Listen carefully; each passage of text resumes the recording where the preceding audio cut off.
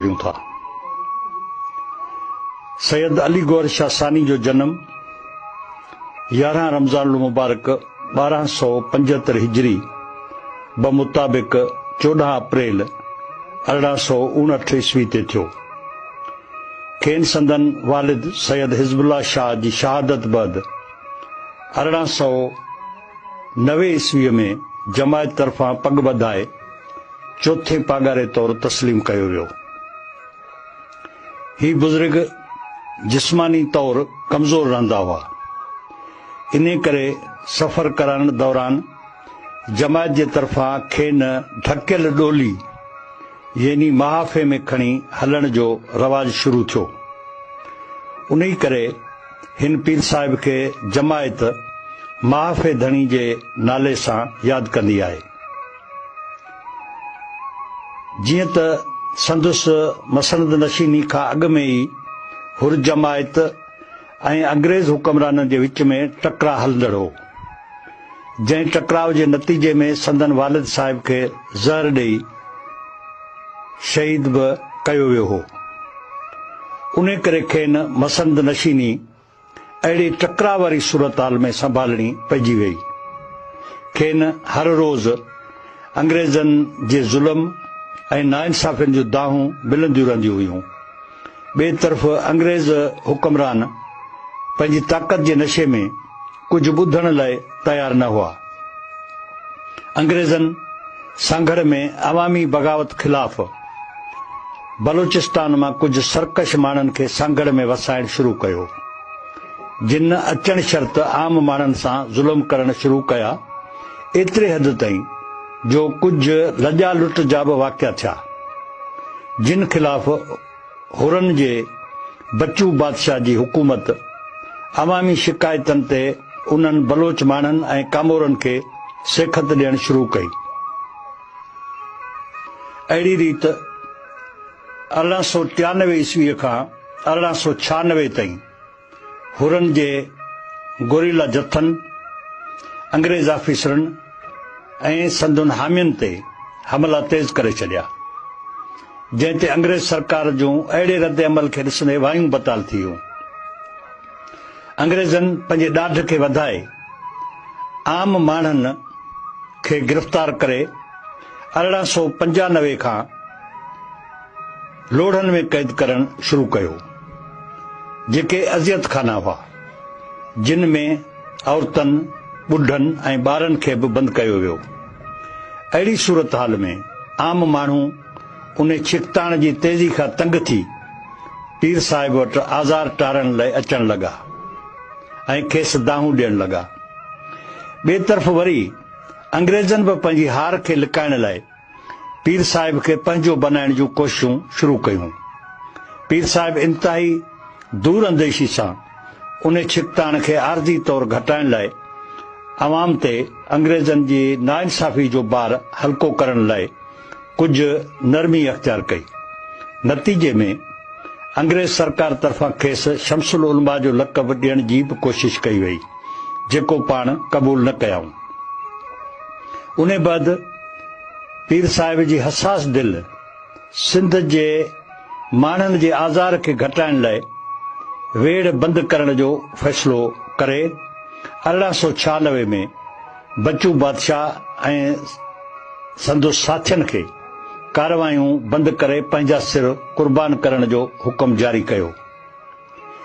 बच्चू बादशाह जे साथियुनि वेड़ में पंहिंजा सिर सदके कया ऐं बच्चू बादशाह पीर साहिब जे हुकुम ते गिरफ़्तारी पेश कई। बेरहम अंग्रेज़ सरकार वतन जी आज़ादी जे अज़ीम मुजाहिद खे माफ़ करण बजाए सांघड़ में सरेआम फांसी ॾेई शहीद करे छॾियो। पीर साहिब खे अंग्रेज़ सरकार जे इन रवैये ते सख़्त अफ़सोस थियो। पाण साॻे साल 24 जमादुल सानी 1314 हिजरी मुताबिक 30 नवंबर 1896 ते विसाल फरमाए वञी मालिक हक़ीक़ी सां मिलिया। सैयद शाह मर्दान शाह अवल कोट धणी रहमतुल्लाह अलैह पंजूं पागारो। सैयद शाह मर्दान शाह अवल जी विलादत बासादत 7 सफ़र 1279 हिजरी बमुताबिक़ 1860 ईस्वीअ में थी। संदन वालिद पीर साईं अली गौहर शाह सानी जे विसाल बैदि खेनि 1896 में जमायत तरफ़ां पग ॿधाए 5 पागारे तौरु तस्लीम कयो वियो। जीअं त संदन वालिद साहिब जे ज़माने में ई पहिरीं हुर जिदोजहद शहीद बच्चू बादशाह जी शहादत सां पुॼाणी खे पहुची चुकी हुई। हुर जमायत ॿीहर अमुन बहाल करण ऐं ॾुखोयल सिंध जे मुल्कनि मोटाइण तरफ़ तवजह ॾिनो, पर नाअहल अंग्रेज़ हुकूमत हुरनि जी उन अमुन पसंदी खे संदन कमज़ोरी समझी ॿीहर अवाम सां ज़ुल्म जारी रखण जी शुरूआत कई। पीर साहिब आम माण्हुनि ऐं जमायत जी ख़बरचार वठण लाइ जॾहिं 1898 ईस्वीअ में सफ़र ते निकितो त संदसि उन दौरे ते बि पाबंदी हणंदे थरपारकर जे कलेक्टर खेनि हिकु हुकुमनामे ज़रिए 24 कलाकनि अंदरि पंहिंजी हदनि मां निकिरी वञण जो हुकुम जारी कयो, जंहिं ज़ालिमाना हुकुम ख़िलाफ़ हुर जमायत में ताव पैदा थियो ऐं हुरनि ॿीहर सोरश शुरू करे छॾी। पीर साहिब ॿीहर जंगी माहौल खे रोकण जी कोशिश कई, पर अंग्रेज़ सरकार हुरनि ख़िलाफ़ ऑपरेशन शुरू करे ॾिनो। वॾे पैमाने ते गिरफ़्तारियूं शुरू कयूं वियूं। अंग्रेज़ सरकार हुर जमायत जे माण्हुनि खे लोढ़नि में बंदि करण जो अमल बि जारी रखियो। हालांकि पीर साहिब पहिरीं आलमी जंग में अंग्रेज़नि जी मदद करण जो बि ऐलान कयो हो। 1914 में पीर साहिब सिंध जे उन वक़्त जे अंग्रेज़ कमिश्नर मिस्टर लोकास वटि अंग्रेज़ ऑफिसरनि जे नाइंसाफ़ियनि जी शिकायत बि कई, पर उन शिकायत जो मिस्टर लोकास ते को बि असर न थियो ऐं उन को बि तदारक न कयो। उन रवैये खे ॾिसंदे पीर साहिब उन वक़्त जे सिंध जे बरख अॻवान रईस गुलाम खान भुरगड़ी खे मिस्टर लोकास जे रवैये बाबति आगाह कयो। रईस गुलाम खान भुरगड़ी अहिड़ी शिकायत वायसराय हिंद वटि कई, जंहिं शिकायत ते वायसराय हिंद जे हुकुम ते मिस्टर लोकास खे वापसि इंग्लैंड मोकिलियो वियो। पीर साहिब सिंध जे मज़लूम माण्हुनि ते थींदड़ ज़ुल्मनि ख़िलाफ़ मुसलसिल आवाज़ उथारींदो रहियो। हिन अमुन पसंद ऐं सिंध जे हॾ ॾोखी पीर साहिब शाह मर्दान शाह अवल 61 सालनि जी ॼमार में 7 रबीउल अवल 1340 हिजरी बमुताबिक़ 9 नवंबर 1921 ते विसाल कयो। सैयद सबगतुल्लाह शाह सानी सूरे बादशाह पग धणी रहमतुल्लाह अलैह 6 पागारो। सैयद सबगतुल्लाह शाह सूरे बादशाह जो जन्म 13 सफ़र 1327 हिजरी बमुताबिक़ 1908 ईस्वी ते थियो। ॼमण वक़्तु खेनि सैयद काइम अली शाह बि सॾींदा हुआ, पर अॻिते हली सैयद सबगतुल्लाह शाह जे नाले सां सॾजण लॻा। संदन वालिद पीर सैयद शाह मर्दान शाह अवल जे विसाल बैदि जमायत तरफ़ां 9 नवंबर 1921 ईस्वीअ में खेसि पग ॿधाए 6 पागारे तौरु तस्लीम कयो वियो। जीअं त अंग्रेज़ सरकार दरगाह राशिदिया जे पीरनि ऐं हुर जमायत खे पंहिंजो दुश्मन समझंदी हुई, जंहिंजो फ़ाइदो वठंदे कुझु मफ़ाद परस्त माण्हू जमायत ऐं पीर साहिब बाबति अंग्रेज़ अमलदारनि जा कन पिया भरींदा हुआ। इहो ई सबबु हो जो पहिरीं हुर हलचल जे ख़त्म करण बैदि बि अंग्रेज़नि जमायत ऐं सांगड़ जे अवाम सां पंहिंजा ज़ुल्म जारी रखिया। माण्हुनि सां जेल भरिजी वञण बैदि मासूम ॿारनि, औरतनि, बीमारनि, ज़ईफ़नि खे बि लोढ़नि में वाड़ण शुरू करे छॾियो। पीर साहिब शाह मर्दान शाह अवल जी नरम पॉलिसी बि कारगर साबित न थी। फील मस्त अंग्रेज़ ॻोठनि जा ॻोठ साड़े बर्बाद करण वारे ज़ुल्म खां बाज़ न आयो। अहिड़ी सूरत हाल में पीर साहिब सूरे बादशाह के मसंद नशीनी विरसे में मिली। अंग्रेजनि नए पीर साहिब सां संदसि वालिद वांगर नरम पॉलिसी ते क़ाइम रहण ऐं जमायत ऐं अवाम सां ज़ुल्म जारी रखण जी पॉलिसी तहत खेसि लक़ब ॾियण जी ॻाल्हि चोरी। पीर साहिब खे इहा ॻाल्हि सोचण ते मजबूर कयो। पीर साहिब लाइ इहा फ़ैसिले जी घड़ी हुई त हू ज़ाती मरातूं ऐं अलक़ाब वठी जमायत ऐं माण्हुनि खे अकेलो छॾे या अंग्रेज़नि ऐं संदसि साथारियुनि जी मुखालफ़त ऐं हुकूमती सख़्ती लाइ तयारु थिए। पीर साहिब पंहिंजे वॾड़नि जी वफ़ा खे दाग़दार करणु न थे चाहियो। इन करे हिन अवाम सां गॾु रहण ऐं हर सख़्ती सहण लाइ पाण खे तयारु रखण जो अहद कयो। पीर साहिब अंग्रेज़ कारंदनि खे हुकूमती अलक़ाब वठण जे मामले ते इहो चई खेनि मोटाए छॾियो त असां लाइ जमायत तरफ़ां पागारे जो मिलियल लक़ब ई काफ़ी आहे। संदन उन जवाब अंग्रेज़ अमलदारनि खे मछराए विधो। हिकु तरफ़ अंग्रेज़ पीर साहिब खे सिखत ॾियण ऐं झुकाइण जो फ़ैसिलो कयो त ॿिए तरफ़ खुद राशिदी ख़ानदान जे किन लालची माण्हुनि खे राशिदी दरगाह जी गादी नशीनी जी आछ करे पाण सां मिलाए छॾियो। पीर साहिब ते हिकु नौजवान इब्राहिम कोरी खे यरगमाल करे रखण ऐं हथियार गॾु करण जो इल्ज़ाम लॻाए केस दाख़िल कयो वियो। पीर साहिब जे वकील मोहम्मद अली जन्हा खे बि हिरासान करे खेसि मजबूर कयो त हू पीर साहिब जो केस न विढ़े ऐं वरितल फी वापसि करे छॾे। मोहम्मद अली जन्हा हिकु सुनवाई ते अची वकालतनामो दाख़िल करे अॻिते केस विढ़ण ऐं वकील थियण खां इनकार करे छॾियो। आख़िरकार 28 अगस्त 1930 ते उन जुड़तू केस में पीर साहिब खे ॾोहारी ॼाणाए 8 सालनि जे क़ैद बा मशक़त जी सज़ा ॾेई खेनि रत्नागिरी जेल में मोकिले छॾियो। जेल में मतिस आम कैदियनि जहिड़ो सलूक कयो वियो।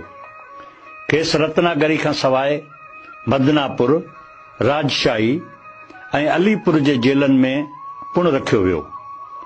1936 में क़ैद मां आज़ाद थियण बैदि पीर साहिब हालतनि जो जाइज़ो वरितो। 1937 खां हुर जमायत खे मुनज़िम करणु शुरू कयो। उन वक़्त जे गवर्नर मिस्टर लेंसलेट ग्राम पीर साहिब सां मुलाक़ात कई, जंहिं ते पीर साहिब जे मुखालिफ़नि मिस्टर लेंसलेट ग्राम जा कन भरण शुरू कया, पर लेंसलेट ग्राम जीअं त हिकु संजीदा ऐं दूरंदेश माण्हू हो, जंहिं पीर साहिब जे मुखालिफ़नि खे ॿुधो अणॿुधो करे छॾियो। तारीख़ 31 मार्च 1941 ते गवर्नर लेंसलेट ग्राम बदिली थी वियो। संदसि जाइ ते मिस्टर ह्यूज ड्राउ सिंध जो नओं गवर्नर थी आयो, जेको हिकु नाअक़बत अंदेश परमतड़ियो ऐं ज़ालिम तबियत जो माण्हू हो। हिन अचण शर्त सूरे बादशाह ऐं जमायत ते सख़्तियूं करण शुरू करे छॾियूं। नतीजे में पीर साहिब गड़ंग बंगले सांघर खे ॿी हुर जिदोजहद जो मर्कज़ बनाए अंग्रेज़नि खां सिंध खे निजात ॾियण लाइ जमायत जे माण्हुनि सां राब्ता तेज़ करे छॾिया। सूरे बादशाह इहो फ़ैसिलो अंग्रेज़नि जे संदन नाजाइज़ कब्ज़े ऐं सिंध ते हुक्मरानी दौरान सिंध जे अवाम ते बेजा ज़ुल्मनि ख़िलाफ़ रद्द अमल में कयो। आम तौर इहो चयो वेंदो आहे त जीअं त उन ज़माने में बरे सग़ीर में अंग्रेज़नि जे ख़िलाफ़ जिदोजहदूं हलंदड़ हुयूं, जिन खां मुतासिर थी सूरे बादशाह वतन या कफ़न जो नारो हणी गोरिल्ला जंग शुरू कई। इन सिलसिले में पीर साहिब जी सुभाष चंद्र बोस सां बि मुलाक़ात थी हुई। हिटलर जी नाज़ी पार्टी सां बि पीर साहिब जा ताल्लुकात हुआ। अहिड़ी रिपोर्ट अंग्रेज़ जासूस मिस्टर फिल्प जे रिपोर्टनि में बि ॼाणायल आहे।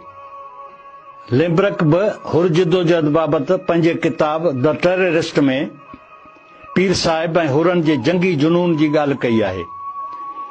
इन ॻाल्हि खे जेकॾहिं तहक़ीक़ात जी रोशनी में ॾिसबो त अंग्रेज़नि जे सिंध ते कब्ज़े बैदि पागारा ख़ानदान जे मफ़ाद परस्त माण्हुनि ऐं मौक़े परस्त जागीरदारनि जी चुर्च ते अंग्रेज़नि वरी वेढ़ायो ऐं हुकूमत करियो जी पॉलिसी ते अमल कंदे मुसलसिल वतन दोस्त ऐं अवाम सां मोहबत कंदड़ पागारा ख़ानदान सां ऐं संदन जमायत सां नाइंसाफ़ियूं कंदी आई, जंहिंजा मुख़्तसिर तफ़सील मूं हिन किताब में हर पागारे जे दौर में ॼाणाया आहिनि।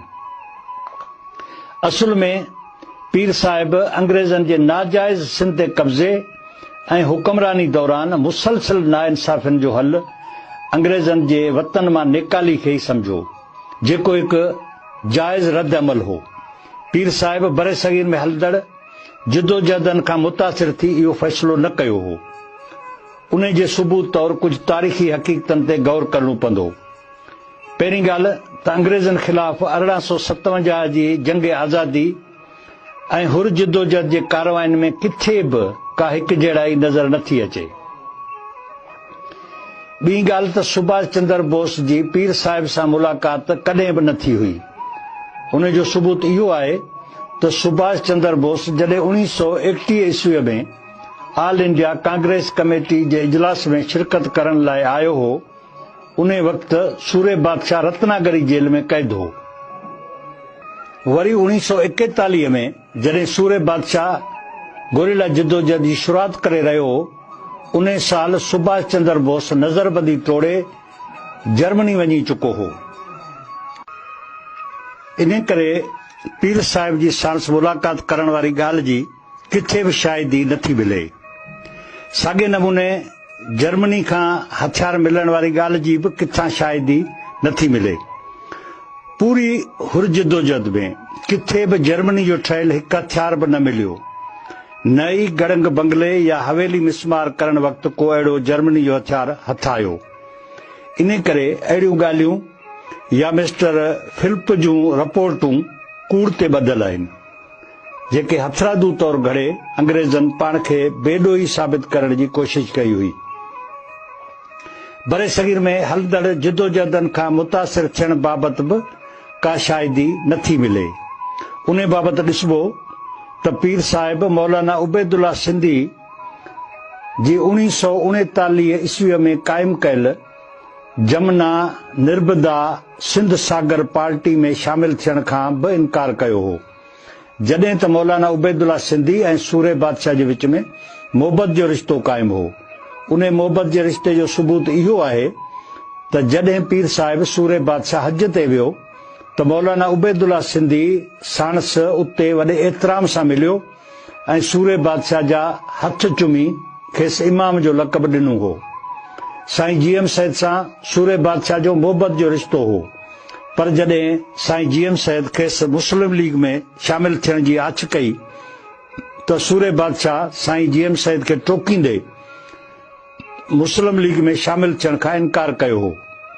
सिंध जा बरख कांग्रेसी अॻवान डॉक्टर चोचराम, संत भा श्यामदास, प्रोफेसर घनश्याम, मिस्टर सधवा ऐं सेठ सीतलदास सूरे बादशाह सां गड़ंग बंगले ते हली अची मिलिया ऐं खेसि कांग्रेस में अॻवानी करण जी आछ कई त पीर साहिब खेनि ठुप जवाबु ॾेई छॾियो ऐं इहो चयो त असांजो पंहिंजो तरीक़ेकार आहे, मूंखे कांग्रेस जे तरीक़ेकार सां इख़्तिलाफ़ आहे। मतिलब त किथे बि का हिकु बि अहिड़ी शायदि नथी मिले जंहिंसां इन ॻाल्हि खे मञिजे त पीर साहिब बरे सगीर में हलंदड़ जिदोजहदनि खां किथे मुतासिर थियल ॾिसण में आयो हुजे। इन मां इहो साबित थो थिए त चालाक अंग्रेज़नि तरफ़ां इहे सभु कूड़ियूं रिपोर्टूं या कूड़ियूं ॻाल्हियूं तारीख़ में शामिल करे सूरे बादशाह खे जर्मनी या ॿियनि अंग्रेज़ दुश्मन कुवतनि जो एजेंट, हुर गोरीलनि खे जंगी जुनूनी ऐं हुर जिदोजहद खे फुरलुट कंदड़ वहशी धाड़ेलनि जे टोलनि जूं कारवायूं ॼाणे सिंध दुश्मन साबित करण जी कोशिश कई वई हुई। अफ़सोस जी ॻाल्हि इहा बि आहे त असांजा मुहक़िक़ बि अंग्रेज़नि जे लिखियल उन्हनि हिकु तरफ़ियुनि हथरादू ॻाल्हियुनि खे सनद बनाए हुर जिदोजहद जे तारीख़ी किरदार खे सिंध दोस्त या वतन दोस्त आज़ादी जी तहरीक साबित न करे सघिया आहिनि। मतिलब त पीर साईं सूरे बादशाह अंग्रेज़नि खे तड़े सिंध तां ॾाढ ऐं ॾहका जे दौर खे ख़तम करण ते चाहियो। बरे सगीर में हलंदड़ कंहिं बि जिदोजहद खां मुतासिर थी मैदान अमल में न लथो हो, न ई हू कंहिं ॿाहिरीं अंग्रेज़ दुश्मन कुवत जो को एजेंट हो। पीर साहिब 1937 खां ई गड़ंग बंगले खे मरकज़ बनाए हुर जमायत खे मुनज़िम करण शुरू कयो, जीअं त कंहिं ॾुखे वक़्त में सिंध खे कम अची सघिजे। गड़ंग बंगले ते गॾु थींदड़ मुरीदनि में इस्लाह पैदा करण लाइ पीर साहिब जमायत ते कुझु पाबंदियूं बि लागू कयूं, जिन में कंहिं बि क़िस्म जो नशो न वापराइण, औरतुनि खे आज जा चूड़ा पाइण ते बंदिश विझण, औरतुनि जे लिबास में पुठी उघाड़ी वारो गज न पाइण, बालिग छोकिरियुनि ऐं बेवा औरतुनि खे घणो वक़्तु बग़ैर शादी जे न विहारण, बर्तानवी मिलनि जो ठहियल कपिड़ो न पाइण, हिंदू मुस्लिम एकता क़ाइमु करण, ॻऊं कुहण खां परहेज़ करण शामिल हुयूं। हुरनि उन्हनि पाबंदियुनि ते न सिर्फ़ उन ज़माने में अमल कयो, पर अॼु ताईं हुर जमायत जा माण्हू उन्हनि पाबंदियुनि ते अमल पेरा आहिनि। उन ज़माने में अंग्रेज़नि तरफ़ां सिंध खे घरू वेड़े में धिकण लाइ मस्जिद मंज़लगाह जो वाक़ियो कराए हिंदू मुस्लिम फ़साद बर्पा कया विया हुआ। पीर साहिब हुर जमायत खे हिंदुनि जी जान ऐं माल जी हिफ़ाज़त करण जो हुकुम फरमायो। अंग्रेज़नि पीर साहिब जे पॉलिसियुनि खे पंहिंजे साज़िशनि जे ख़िलाफ़ ॾिसी ऐं मथां वरी पीर पागारा ख़ानदान जे सरकर्दा माण्हुनि जी चुर्च ते पीर साहिब खे कराची में घुराए अणऐलानिया नज़रबंदी जे जबर जो फ़ैसिलो कयो। कराची वञण जे हुकुमनामे खे ॾिसी वञण खां अॻे पीर साहिब इहो महसूस कयो हो त अंग्रेज़ खेसि हाणे न कमु करण ॾींदा, न ई खेसि हाणे घणो वक़्तु ज़िंदा छॾींदा। इन करे पंहिंजे हिकु अक़ीदतमंद ऐं भरवसे जहिड़े मुरीद नूरू वसाण खे सिंध मां ॿाहिरि निकिरी कंहिं ॿिए अंग्रेज़ मुख़ालिफ़ मुल्क ॾांहुं निकिरी वञण लाइ सुवारी ऐं सफ़री ज़रूरतनि जे जल्द पूराए जो कमु रखियो ऐं कराची रवानो थी वियो। कराची में खांसि पुछियो वियो त मालूम थियो आहे त तव्हां गड़ंग बंगले ते गाज़ियुनि जी भर्ती पिया करियो, जेको हिकु ॾोह आहे। पीर साहिब जवाब में चयो, जॾहिं मुस्लिम लीग पंहिंजा नेशनल गार्ड, कांग्रेस पंहिंजा वॉलंटियर ऐं राष्ट्रीय शेवक सिंह पंहिंजा शेवक दल रखी सघे थी, त मूं कंहिं ॾुखे वक़्त लाइ पंहिंजा हुर गाज़ी भर्ती कया त कहिड़ो गुनाह कयो आहे। उन ते खेसि ॿिए हुकुम ताईं कराची में रहण ऐं केॾांहुं न वञण जो हुकुम ॿुधायो वियो। पर पीर साहिब जीअं त इन ॻाल्हि खे पहिरियों ई सम्झी चुको हो, इन करे हिन कराची में रहण बजाए ॿाहिरि वञी हुर जिदोजहद जी अॻुवाणी करण जे फ़ैसिले ते अमल कंदे 9 अक्टूबर 1941 ईस्वीअ ते जीप ज़रिए सफ़र करे गड़ंग बंगले ते पहुतो, जिते बंदोबस्त लाइ मुक़ररु कयल नूरू वसाण मौजूद न हो, न ई को सिंध खां ॿाहिरि वञण जो इंतज़ाम थियल हो। पीर साहिब खे पहिरियों भेरो पंहिंजे मुरीद तरफ़ां कयल वेसाघाती ते अफ़सोस थियो। उन बैदि पीर साहिब 10 अक्टूबर ते पीर ॻोठ दरगाह ते आयो। पोयां पीर साहिब तरफ़ां हुकुमनामे जी भंजकड़ी करण ते 13 अक्टूबर 1941 ते अंग्रेज़ सरकार खेसि गिरफ़्तार करण जो वारंट जारी कयो, जंहिं जे नतीजे में 14 अक्टूबर 1941 ते पीर साहिब खे गिरफ़्तार कयो वियो। 10 ॾींहनि बैदि 24 अक्टूबर 1941 ते खेनि हिंदुस्तान जे सेहूनी जेल में मोकिलियो वियो। पोयां 26 मई 1942 ते बमबारी करे गड़ंग बंगलो तबाह कयो वियो ऐं 22 अगस्त 1942 ते हवेली ऐं कोट ते बि बमबारी करे तबाह कया विया। पीर साहिब जे ख़ानदान खे कराची आणे मीर ख़ुदा बख़्श टालपुर जे बंगले ते नज़रबंद कयो वियो। पीर साहिब जी हवेली मां निकितल सामान जेको अदालत में ज़ाहिर करे इंपीरियल बैंक में जमा करायो वियो, उन में औरतुनि जा सोन ऐं चांदी जा ज़ेवर, कुझु सिक्का, 5 लख रुपया रोकड़ा, 44 राइफलूं 14 रिवाल्वर शामिल हुआ, जेके हथियार मुख़्तलिफ़ दौरनि में संदन बुज़ुर्गनि खे तोहफ़े तौरु मिलियल हुआ। उन्हनि में को बि जर्मनी जो ठहियल हथियार मौजूदु न हो, जंहिंमां बि पीर साहिब जे परॾेही एजेंट न हुअण जी शाहिदी मिले थी। पीर साहिब खे अंग्रेज़ सरकार शहीद करण जो फ़ैसिलो अॻुवाट करे छॾियो। उन खे क़ानूनी कार्रवाई जो बुरको पाराइण लाइ 14 जनवरी 1943 ते पीर साहिब खे हैदराबाद सेंट्रल जेल आंदो वियो। हुर बग़ावत ॾोह में मार्शल लॉ तहत केस हलायो वियो, जंहिंमें पीर साहिब खे न संदन मर्ज़ी जो वकील करण जी इजाज़त मिली, न कंहिं मददगार खे मिलण ॾिनो वियो। सिर्फ़ पीर साहिब खे हिकु वकील ॾियलमल लालवाणी खे वकील करण जी इजाज़त मिली। पीर साहिब जी मर्ज़ी त मोहम्मद अली जनाह खे वकील करण जी हुई, पर न सरकार खे न अहिड़ो मौक़ो ॾिनो, न ई जनाह साहिब वकालत करण ते राज़ी थियो। केस जे 26 ॾींहनि जी कार्रवाई में पीर साहिब खे संदसि वकील सां ॻाल्हाइण जी बि इजाज़त न हुई। सिर्फ़ लिखियत में सूरे बादशाह पंहिंजे वकील ॾियलमल खे कुझु चई सघियो थे। हीअ अदालत जी तारीख़ जो हिकु अहिड़ो केस आहे जंहिंमें कार्रवाइनि दौरान शाहिदनि ऐं पीर साहिब सूरे बादशाह जे विच में पर्दो ॾियारियो वियो। अहिड़ी रीत खेनि आख़िरकार फांसी जी सज़ा ॾिनी वई, जंहिं ते अमल कंदे 13 रबीउल अव्वल 1362 हिजरी मुताबिक़ 20 मार्च 1943 ते खेनि फांसी ॾेई शहीद कयो वियो।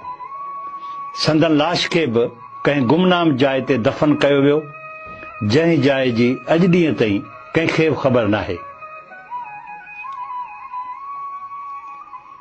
सैयद शाह मर्दान शाह सानी छट धणी रहमतुल्लाह अलैह, 7 पागारो।